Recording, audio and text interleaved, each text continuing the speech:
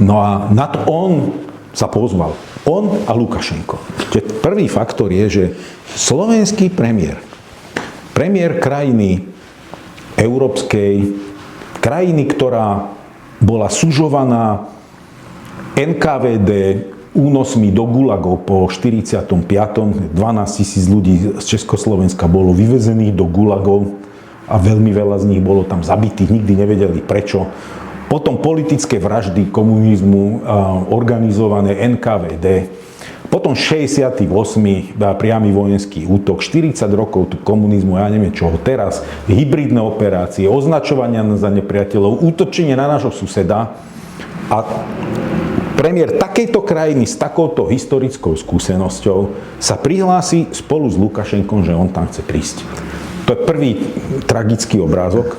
Druhý tragický obrázok je, keď si pozeráme tie zábery.